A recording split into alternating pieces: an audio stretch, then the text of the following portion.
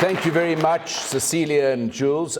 I need to make a bit of a confession here. Cecilia is a very good personal friend of mine, probably accounts for the warm introduction. And Jules and I go back a long way, so it's a lot of you. Well, you know, you mentioned I was in Parliament for 20 years. There's a table over there, start with my great comrade Douglas Gibson, and looking at Anshin Dreyer and Claire and David Quayle and the indomitable Jill Wenzel and Mari Roth. And I have to say that, you know, it wasn't me. And I don't want to, this is a liberal lecture, talk about the Dread Collective, but a lot of the biography you described was indeed a collective effort. So I just want to mention that because so many members of the collective, if one can say this, twice in the opening paragraph of two such impeccably liberal organizations are in fact responsible for that which you mentioned in the bio. So thank you very much for the invitation to deliver this Liberty Lecture of 2019 on a subject very close to my heart. And just before you fall asleep, let me remind you what the title I set, An Imperfect Fit, South Africa and the Need for a Liberal Party. And tonight's event is co-sponsored by two organizations with whom I closely collaborated during over 25 years in South African politics, and whose work, as we used to say, I'm a detribalized attorney in law, jointly and severally, add both rigor and worth to the public debate in this country. To summarize my conclusion up front to the topic which I posed, I think the need for a liberal party armed with courage, clarity, self-confidence, vision, and purpose is needed now at this time of demoralization and national peril in our country more than it has ever been needed. In this regard, although not political parties, the sponsors of tonight's lecture have been at the forefront of advancing liberalism in our country for a very long time indeed. The South African Institute of Race Relations has been at the helm of critical engagement in South Africa since its founding 90 years ago in 1929. May it continue to practice the long obedience.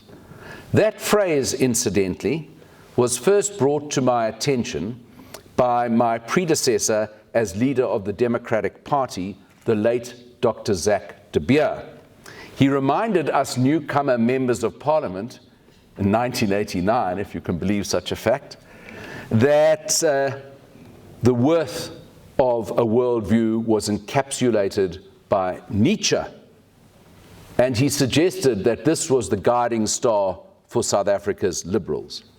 There should be a long obedience in the same direction.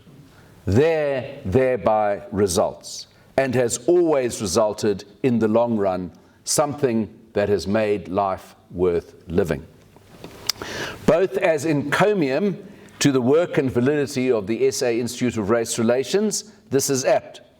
It is also a useful marker, let me add, for my address this evening on the imperfect fit and the need for a liberal party in South Africa. With the co-hosts of tonight's lecture, personified by Jules and Cecilia, with us, I enjoyed a really close relationship and political collaboration until I stood down as leader of the DA in 2007. Politicians never know when to quit, so I just decided to jump before I got pushed, let me say. And one of the thing about the Friedrich Naumann Stiftung is one of the very few non-governmental organizations in this country that was prepared to publicly and usefully assist the official opposition. And it might be no exaggeration to say, as per another veteran liberal, Robin Carlyle's remark in another context, that South Africa liberalism could well have died of malnutrition were it not for the nurturing of the Friedrich Naumann Foundation. And I need to add here, and Jules mentioned one of them, two very big personalities from Liberal International and the Foundation, who provided so much value and so much encouragement to the work we were involved in on, I have to say, then is now very stony southern soil, to try and allow South African liberalism to replenish its roots after the advent of full-blown democracy here in 1994. The first of these, as Jules mentioned, was the late great Otto Graf Lambsdorff, a close friend and staunch political ally. He served with distinction as president of Liberal International, as the chairman or leader of the Free Democrat Party in Germany, and before that as the Federal Minister of Economics. He gave very useful advice on the need for muscular liberalism and reminded us often that the departure point for a liberal view on the political economy was as much market as possible and as much state as is necessary. Another figure from those times, and a political colleague of Jules, was the president of Liberal International in 1994, the year that I became the leader of the Democratic Party in South Africa. Fritz Balkenstein, well, this is actually where, of course, you know, politicians plagiarize. They hear a good idea, they borrow it, and they present it as their own. Fritz Balkenstein, the Dutch liberal politician, told our very small parliamentary caucus, consisting of Douglas Gibson, me, and 5 others at the time, that the problem with liberal politicians in that era was they spent far too much time trying to win the affection of their opponents and not enough time trying to win the allegiance of their voters. And I wrote that down in the back of my diary, and with very imperfect results, we proceeded to try and apply both those maxims. I want to start tonight by telling you the story of 2 residences. The first of these is very close to here, or relatively, in Bryntyrion in Pretoria. It is the official home of our president and served for decades to house various heads of state of South Africa.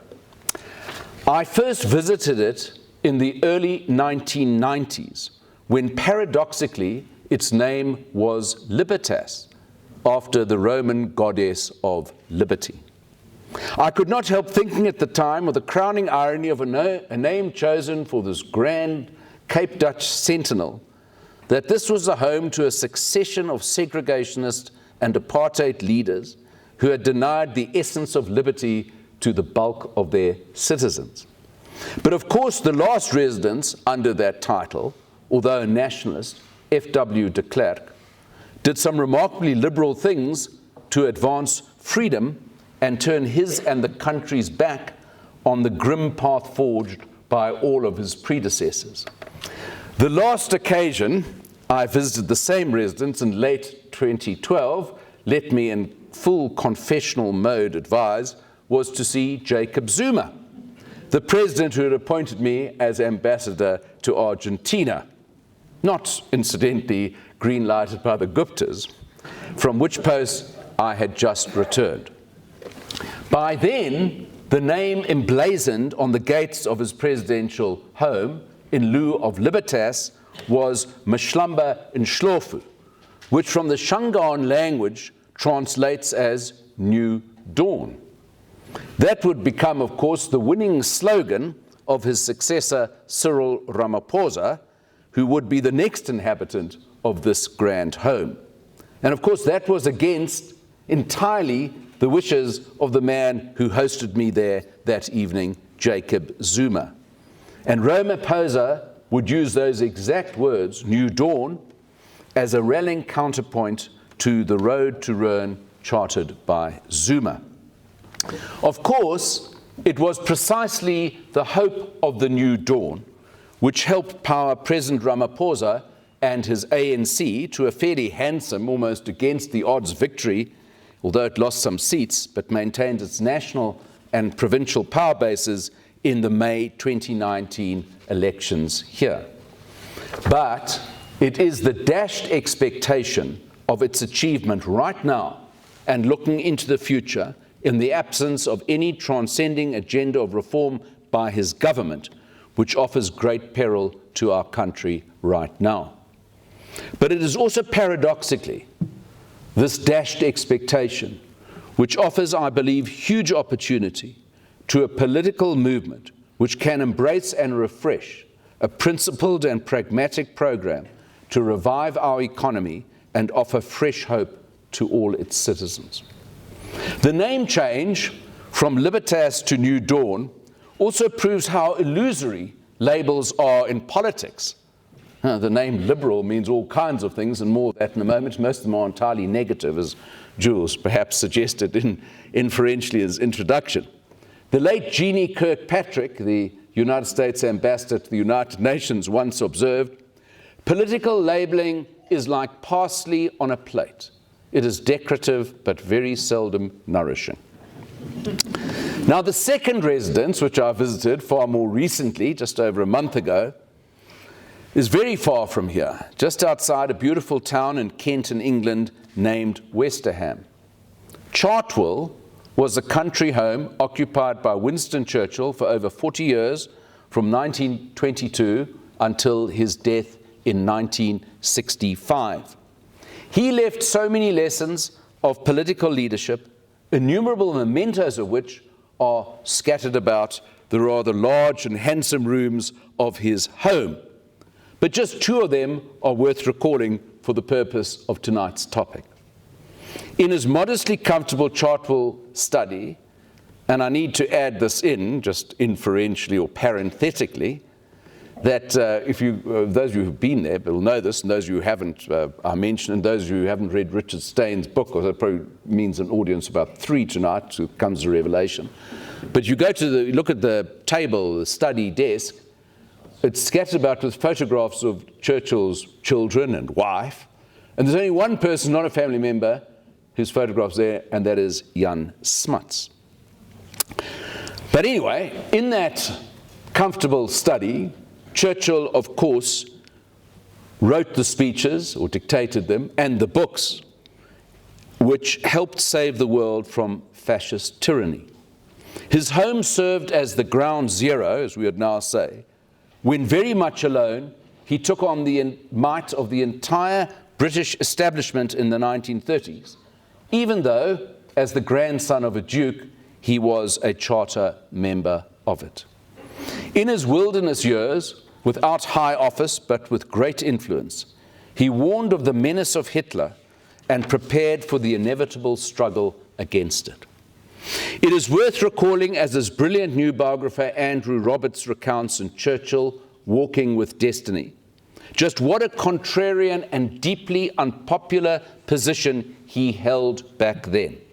Or perhaps a reminder of how the heresies of today can become the settled and received wisdom of the future.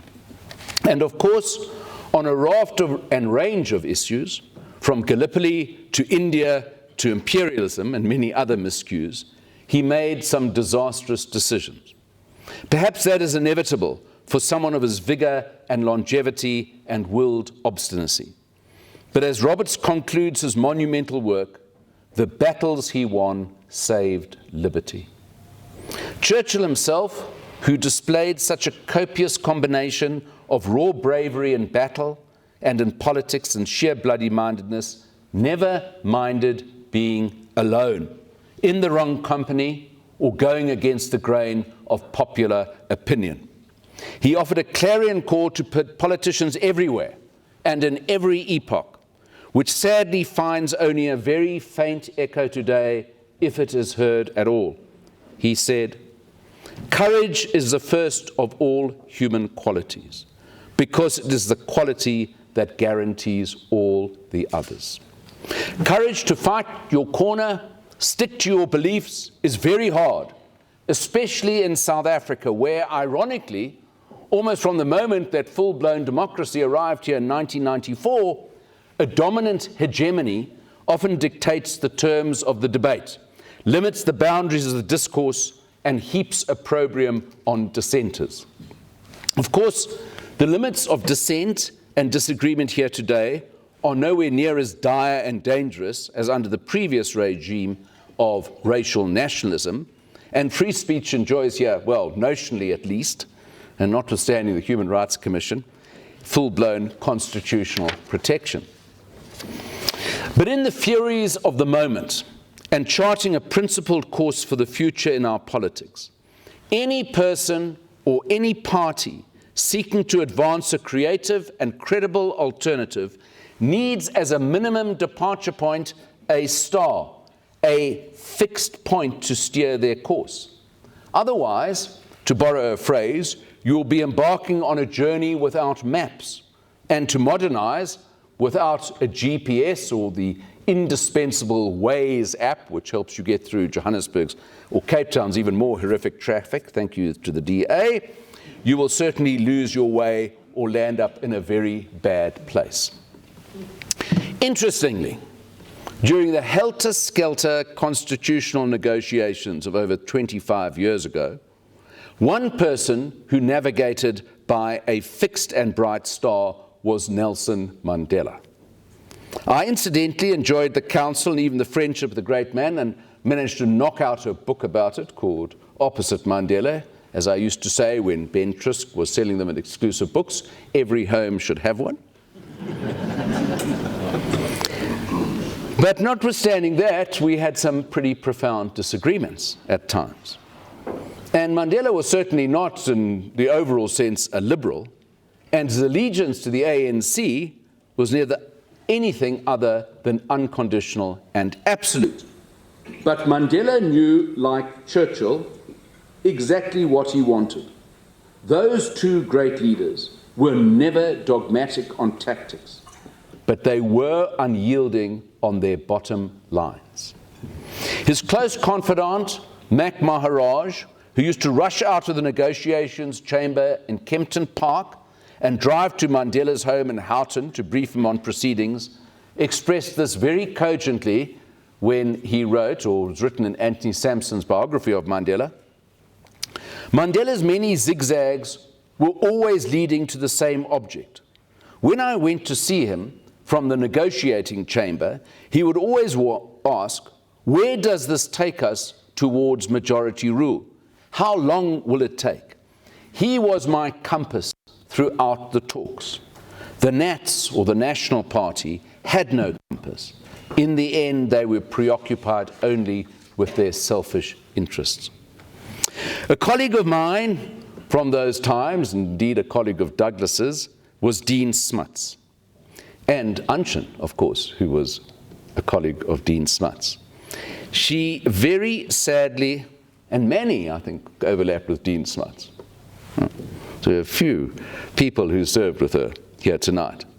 She very sadly and suddenly died in 2016. But her impeccable and adaptive liberalism was consequence of her approach to public life and how to navigate its often murky and treacherous waters. I had the opportunity, in her very live presence, to pay tribute to her consequential career when she left Parliament in 2014. What I said at her farewell function is, in my view, even more relevant to the political cause today, which she served with such distinction until fairly recently.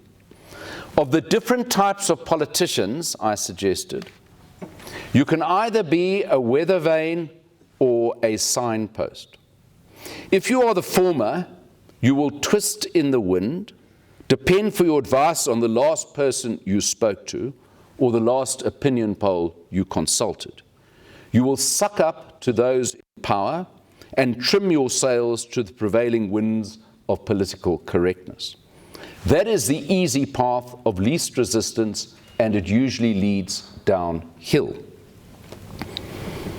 Or you can be that rarer bird in the political aviary, a signpost which does not bend to the vagaries of the moment, someone who stands for a cause greater than personal advancement and temporary vote winning, but for an enduring set of principles and of beliefs. Now that the Democratic Alliance contemplates its future challenges after its first electoral setback since 1994, it might have some regard for that taxonomy. Martin Wolf, in a recent essay in the Financial Times, suggested that liberalism is not a precise philosophy, it is an attribute.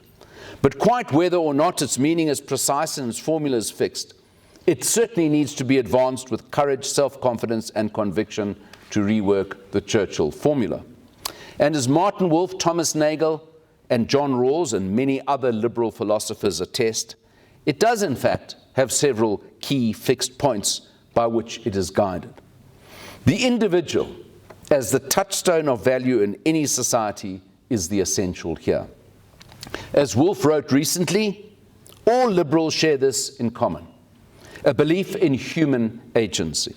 They trust in the capacity of humans to decide things for themselves. This belief has radical implications. It implies the right to make their own plans, to express their own opinions, to participate in public life. These attributes were realized in a system called liberal democracy. And it was interesting that Woolf's essay was written in response to the unbridled attack on liberalism in June by the illiberal elected autocrat of Russia, President Vladimir Putin, who declared that, and I quote, "The liberal idea has become obsolete. It has come into conflict with the interests of the overwhelming majority of the population." Putin is the latest member of a not overly distinguished lineup to announce liberalism's death rights. In defense of liberalism today, its advocates noted that 2 centuries of human progress, intellectually, politically, and materially, have been underpinned by liberalism, which has brought unparalleled benefits to mankind. In contrast, the kleptocracy over which Putin presides, coupled with generous doses of local repression and international aggression, the Times of London, for example, suggested societies based on the principles that Mr. Putin rejected have been unarguably more successful and vibrant than their authoritarian alternatives.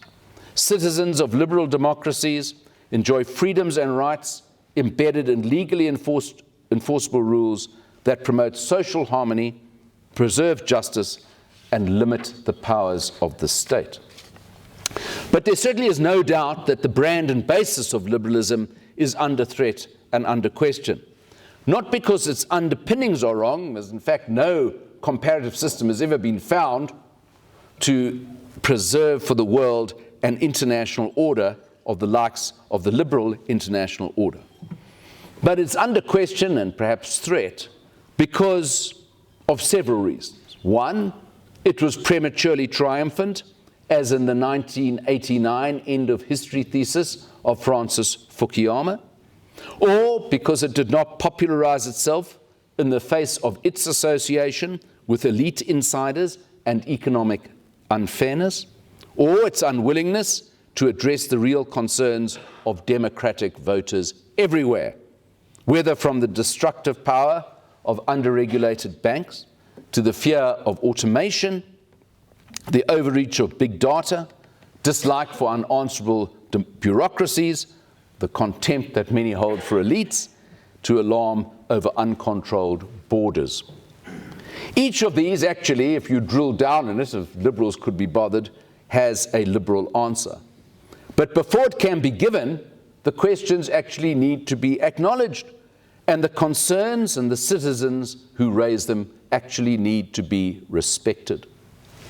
2 recent democratic answers to this, take back control, which won the argument for Brexit, and drain the swamp, which did the trick for Donald Trump, are in fact real and relevant concerns and fears, even if the answers and the messengers chosen for their achievement are deeply flawed. Now, at this point, if you're still awake, you might ask, what on earth has this got to do with South Africa and the need for a liberal party? Having set the question, let me now briefly attempt to answer it. Let me, though, add this. Unique as we often see ourselves, or parochial as we very often are in dealing with our challenges, I want to set out why the international and historical trends and the core political convictions which are needed and the courage to advance them stems from a very long and an almost unbroken tradition. So together with my brother Peter, who I'm pleased has managed to join us tonight, I was born into a liberal family in Durban over 62 years ago, several years after him. 18 months, he'll tell you, anyway. Now, Douglas, about to withdraw all the compliments, yes, that I made about you earlier. So our family was very secular in our views and our way of life, although one of the tribes we belonged to was Jewish. I suppose if I'd thought about it back then, which I certainly didn't do at the time, there is a direct link between liberalism and the Judeo-Christian tradition, or, if you like, between political ideology and ethical values. Judaism, for example, has always valued the individual. Old Testament thinkers regarded each person as precious because he or she was created in God's image. That was a time when other people had barely begun to think of individuals except as members of a tribe or a group or a race. Thus, humans have intellect, capability, they have pride and ambition. They are capable of great achievement and great evil, or great disaster and great good. So even while growing up under the dark shadow of apartheid, my liberal education and inclination was really a matter of birth and of listening to conversations from my parents at home. So I never really developed an early philosophy other than a detestation of the prevailing racial order. But when I went to Wits University, just across the road from here, and was embroiled in all manner of political antagonism, including with David Ferreira, who I'm glad to see us here tonight, with the political left and right of those times, I read one book, Darkness at Noon by Arthur Koestler, which fused the liberal idea with its more ancient heritage. And I realized on reading that book that this offered a way out of the racial nationalist trap in which South Africa was then, perhaps is now, ensnared. Arthur Koestler, of course, was an intellectual apostate. He converted from staunch support for Soviet communism until he resigned from the Communist Party of Germany in 1938, a seminal year for that country and for the world. In 1940, he published his famous novel, Darkness at Noon, as testament to what he now embraced and to what he had so recently rejected. Many decades later, when I first read it, an essential passage of it to me struck me as the ideological dividing line between liberalism and collectivism, or the individual versus the group. He wrote, "I don't approve of mixing ideologies. There are only two conceptions of human ethics, and they are at opposite poles. One of them, Christian and humane, declares the individual to be sacrosanct and asserts that the rules of arithmetic are not to be applied to human units. The other starts from the basic principle that a collective aim justifies all means, and not only allows but demands that the individual should in every way be subordinated and sacrificed to the community." If liberals in South Africa and in the world recognize which side of this divide they stand on, then at least they have a compass to find their true north and chart their responses and reactions to a swirl of events and challenges. It is likely to be far more reliable and enduring than an opinion poll, Twitter and its outrages, wokeness, and the fetid stew of identitarian politics and its adherents.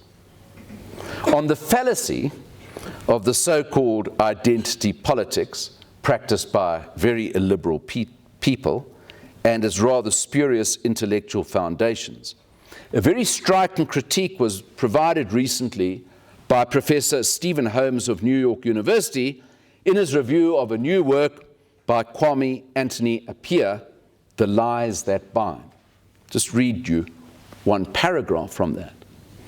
All classifications such as race, religion, culture, and social status or class are false in some important sense and distort the way we see ourselves and treat each other.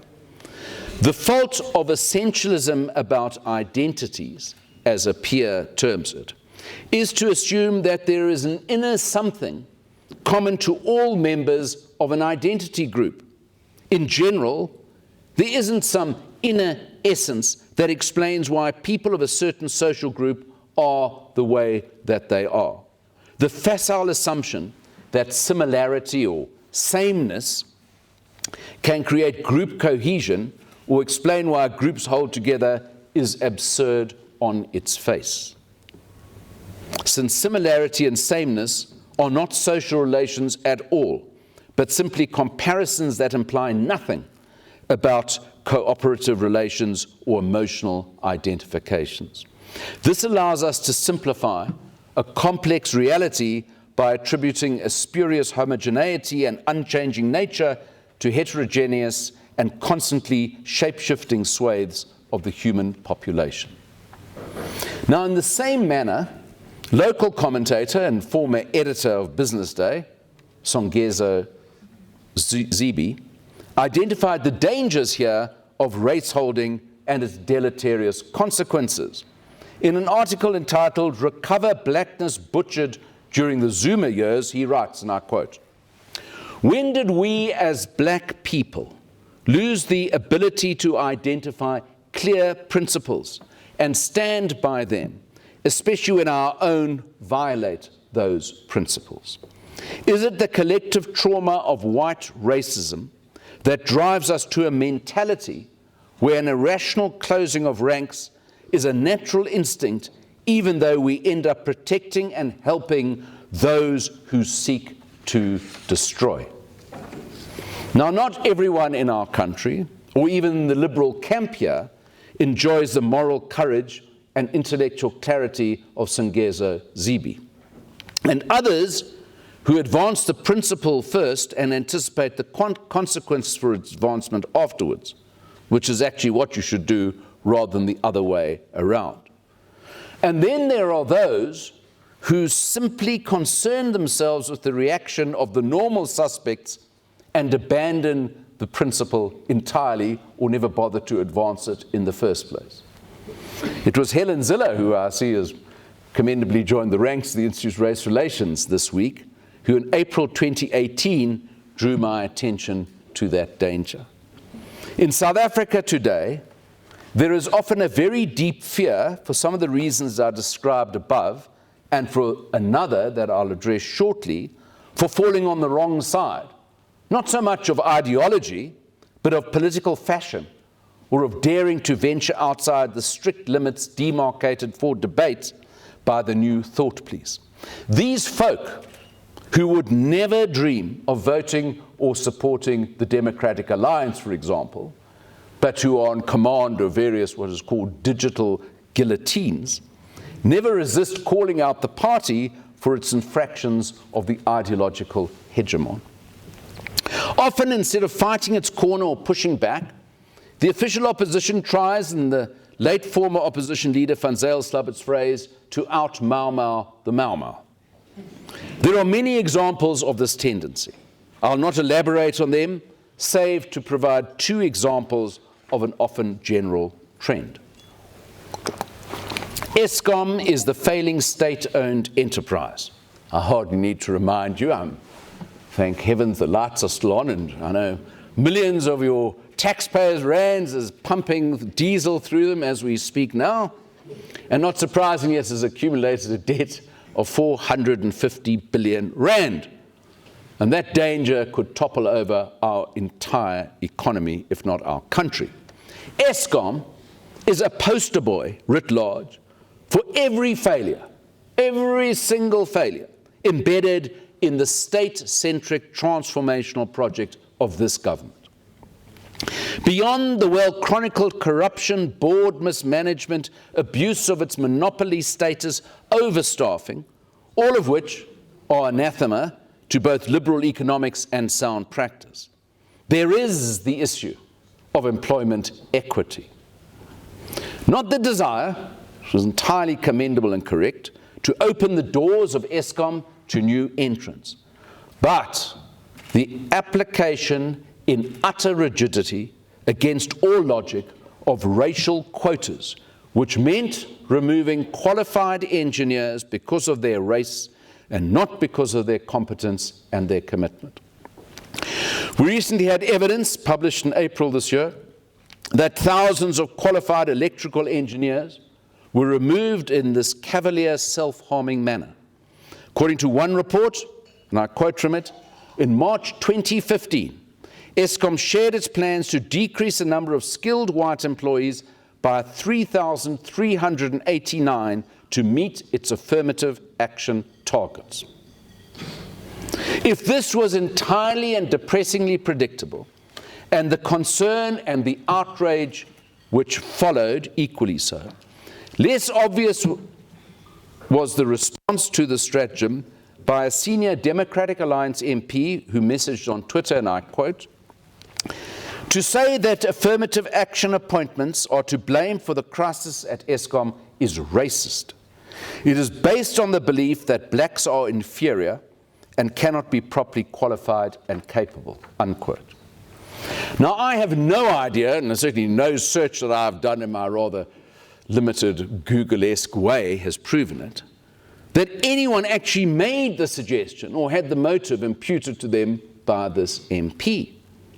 But to suggest that calling out a demonstrably economically ruinous and illiberal policy, which would cause our great late friend Otto Graf Lambsdorff to spin in his grave, to suggest that this illiberal policy and calling it out makes the caller racist or implies malign, hidden, and immoral stereotyping simply repeats the moral ammunition which the ANC rains down on its enemies and those who demand as a minimum in this country good governance and the application of sound policy. Mischaracterizations, you see, lead to many, many mistakes. And in the same news cycle, extraordinary, it happened within 24 hours, another DA figure, its youth leader, offered a profoundly illiberal perspective on who should actually participate in our recent election.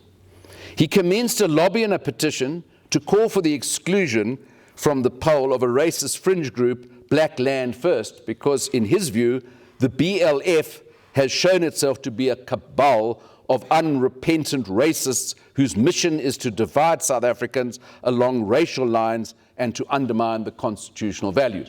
I need to add parenthetically that actually the voters of South Africa have remarkably good common sense. They awarded this lunatic fringe party all of about 8,000 votes or something, 0.001% or some ridiculously low number. But I was more interested in the remark of the youth leader of the party that I led for 13 years. Because taken to its logical conclusion, quite a number of parties larger than the BLF, including one of whom keeps our party in power in Pretoria and Johannesburg, well, I did until 5 o'clock tonight, but maybe that's changed, would also have excluded, it would have merited exclusion on this test.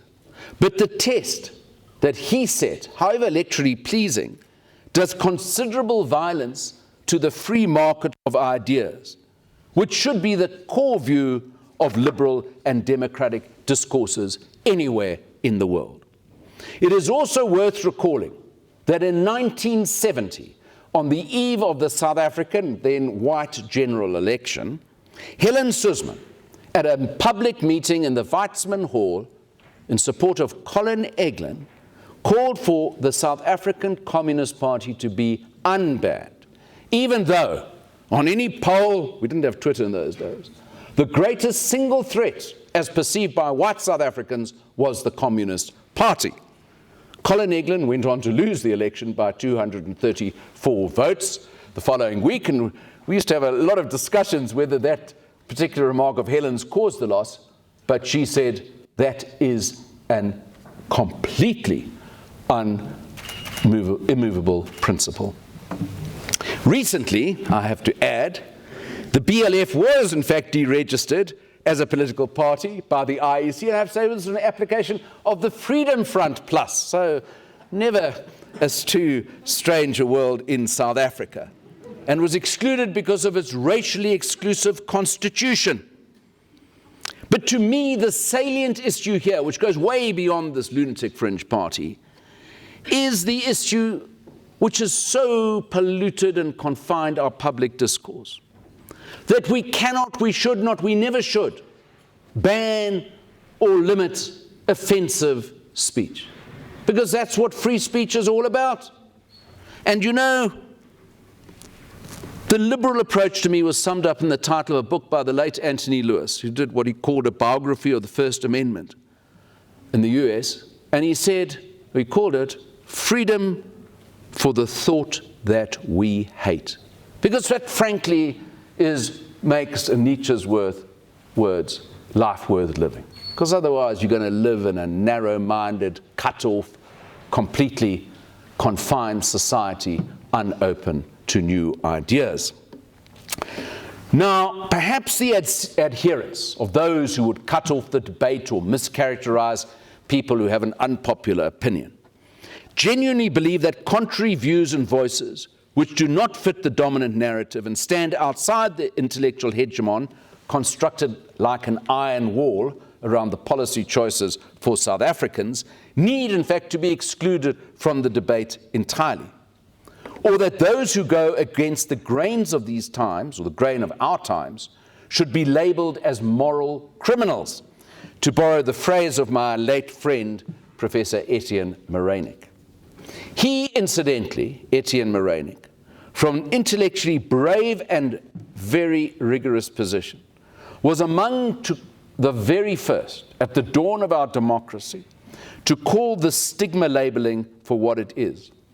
In 1995, at the height of the so-called Makgoba affair, in which he was embroiled at Wits University, he wrote prophetically that liberals especially would again become stigmatized with renewed ferocity in the new South Africa, just as they had been in the old. He wrote, "Liberal has again become the stigma label. Under Verwoerd and Forster, liberal was the stigma label of choice. It meant so far left as to be almost communist. But now, in the new South Africa, it means so far right as to be almost racist.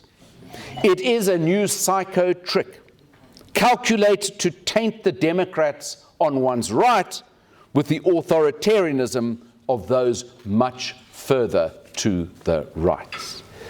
There is, in my view, another explanation for how the dominant discourse, often its policies, its illiberalism, has swept beyond the walls of the ANC fortress and its foot soldiers, and now manifests itself everywhere, from business to civil society, and sometimes even into the ranks of the official opposition of South Africa.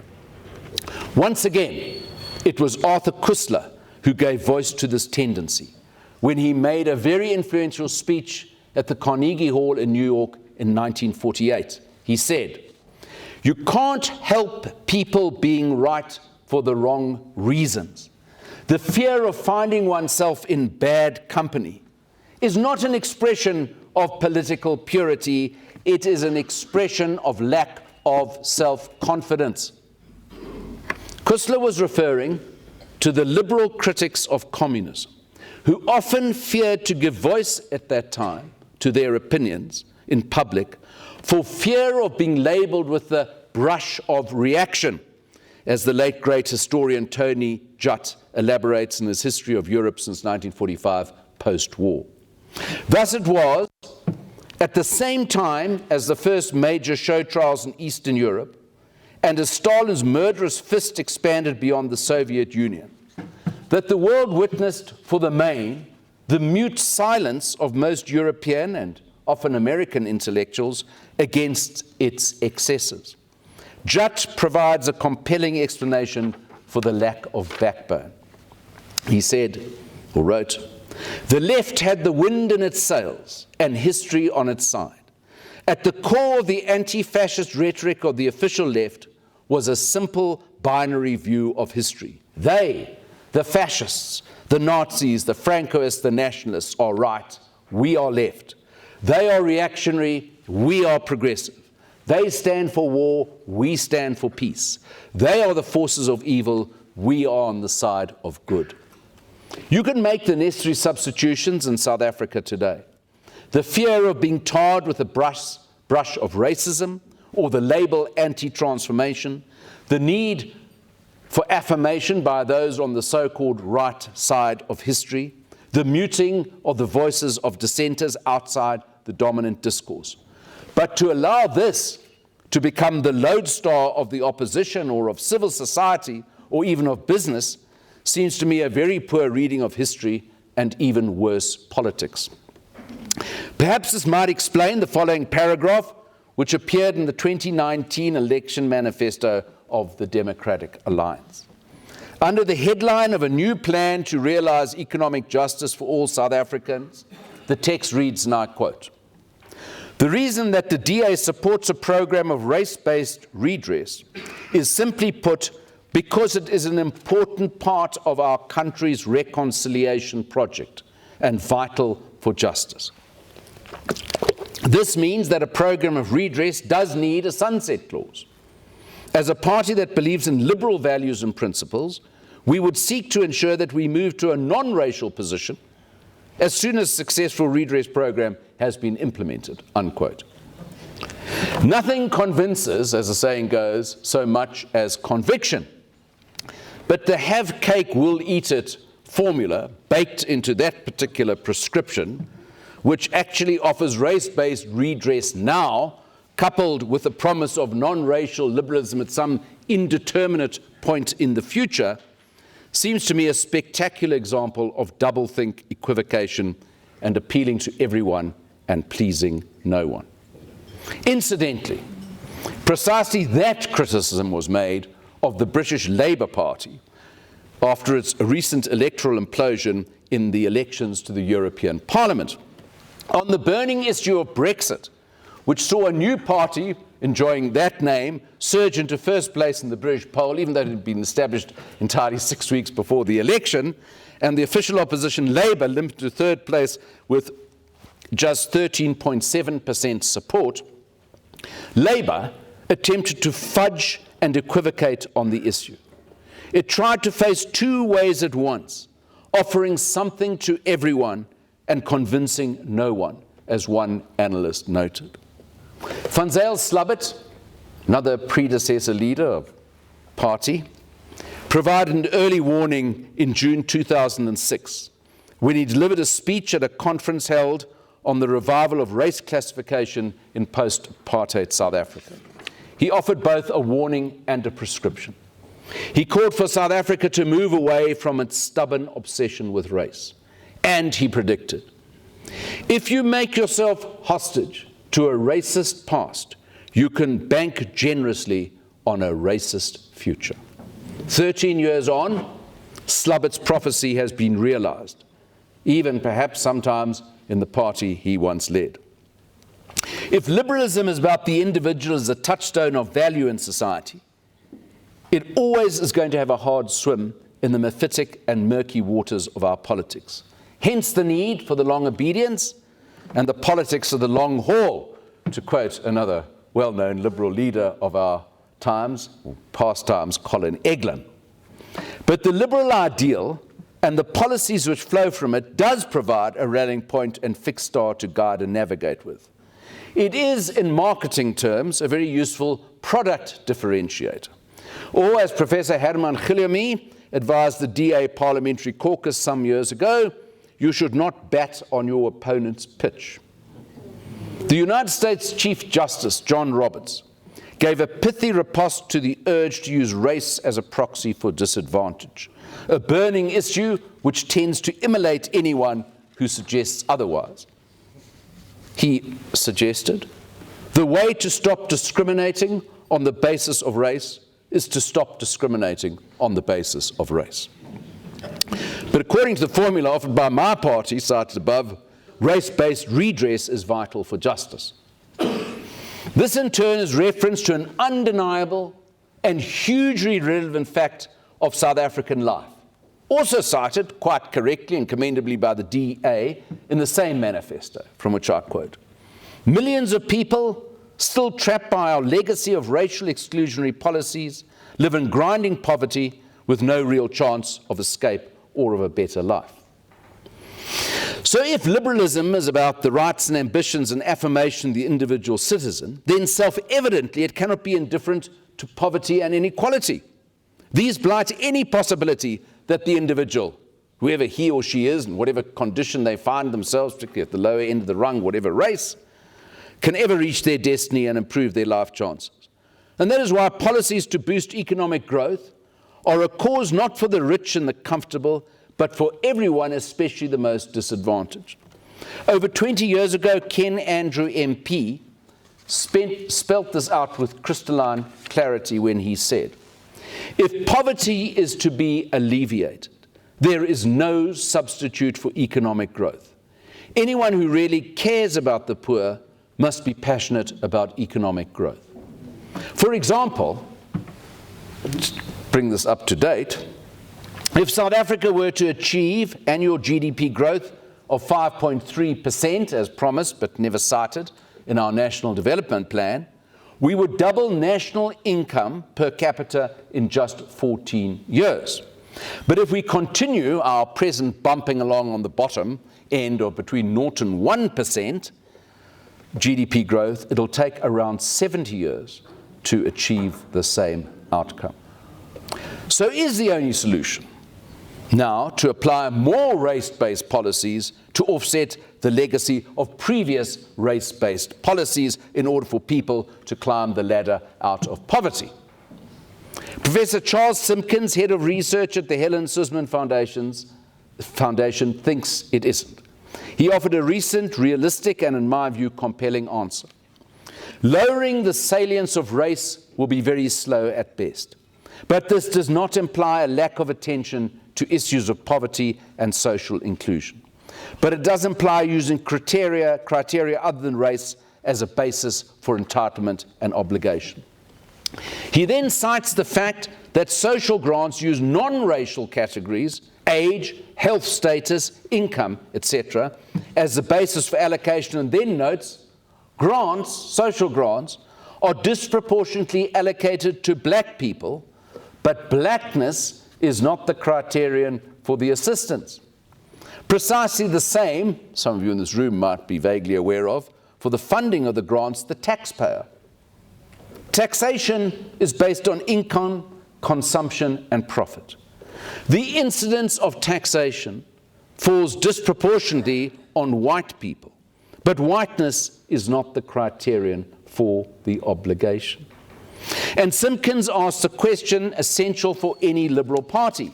Indeed, one of the self-proclaimed aims of the DA, for example, in its recent manifesto. He asked, how do you stop the mobilization of voters on racial lines if you use race as a category for your own policy of redress?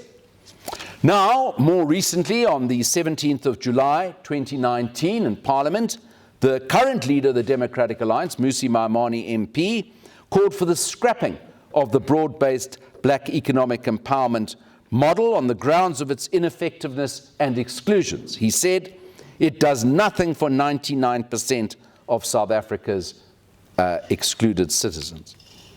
Maimane has not yet indicated whether he will take the same opposition scalpel to the paraphernalia of race-based post-apartheid legislation and regulations, a cornerstone of which is the Employment Equity Act 55 of 1998. So let me conclude with a story from my time when the liberal opposition here, in case you think it's pretty dire now, was in far worse condition than it is today in South Africa. And just let me signpost some of the array of challenges we faced back then. When I became party leader in 1994, we had, my campaign to become party leader was run by Douglas Gibson over the telephone. It didn't cost 400 million rand. It cost about, I don't know, whatever the Gibson Parktown North phone bill was. That was how I got elected. But I was standing against Ken Andrew, not in Nkosazana at Lamini Zuma. So it was a slightly gentler contest. When I became the party leader in 1994, we had none of the advantages which the DA has today. A big and diverse party, multiple caucuses, governance of a province, and a professional political machine, and a large funding base. Oh, and we also had the singular disadvantage of leading opposition to one of the most universally admired and celebrated icons of the age, Nelson Mandela. But one of the many disadvantages which we faced back then was that the small Democratic Party, aside from its obvious negatives, had a further and less obvious disadvantage. It was an ideological fruit salad, with bits and pieces in its internal DNA, from hardcore liberals to anti-apartheid end conscription activists to refugees from other political movements. And what had sustained and held the party together when apartheid was the dominant issue and the fight against apartheid was the glue which unified the organization, would clearly not sustain the party now that apartheid had formally at least ended by its own hand in 1994 and we entered the brave new world of democracy. So the party required far more clarity, and it needed a much sharper focus if it was to be seen and heard amidst the competing din of the new politics. So we set about, among a myriad of other tasks, of trying to distill the essence of our offer in the here and now and into the future South Africa. In this task, which took many forms, policies, congresses, and was more often than not railroaded by many diversions, which we never anticipated but always had to deal with, we settled on a phrase and unpacked a set of policies which we framed around our offer of an open and opportunity society. In fact, the author of that document, Ryan Coetzee, is somewhere in the audience here tonight. But the open half of our prospectus was clear enough, both then and now. Defend the Constitution, promote the rule of law, advance the rights of individual citizens against those who would encroach their liberties, cultural, personal, linguistic, and economic.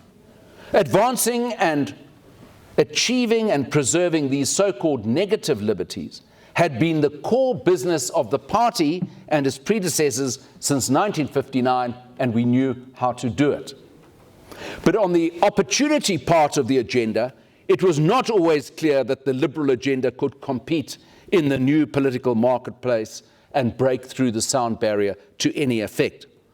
Despite the risk of being called various uncomplimentary names, or worse, as we duly were, and all the dangers associated with breaking the politically comfortable but economically stultifying and job-destroying consensus which then existed between the government and big business and labor union groupings in South Africa, we moved on.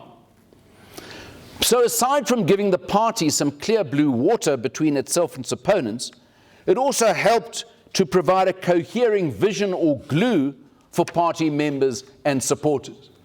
I would reckon to say that most DP and later on DA members knew where they stood and what they stood for. The party grew rapidly and attracted people who never in a month of Sundays or years of Sundays would have described themselves as liberal. But we had a set of values, principles, and policies which could be broadly stamped as liberal Democrat, which helped glue our parts together. It held us together, and our principles were put into practice. And so, starting from our principles, not from some perception of how some adherents in the darker era of darker parts of the web might receive them, we opposed a raft of positively labeled legislation, such as the Employment Equity Bill and the Labor Relations Bill, which had, as we predicted they would have, hugely negative consequences. And incidentally, if you want to see how negative they are, just go and look at the record unemployment figures revealed yesterday in South Africa. We were called names and we moved on. And yet we kept winning more votes. Some said we had painted ourselves into a corner. But the funny thing was the corner kept getting bigger. We proposed our own policies, from the social markets economy document to the agenda for a better country. We advanced our principles and anticipated the reaction to their advancement and not the other way around. Our principles and policies determined where we were positioned in the political spectrum and not the reverse. And just to prove, in the words of King Solomon, that there is nothing new under the sun, We had no shortage of problems back then in the mid-1990s, with people demanding entitlement and promotion in the party on the basis of liberal categories such as race and language.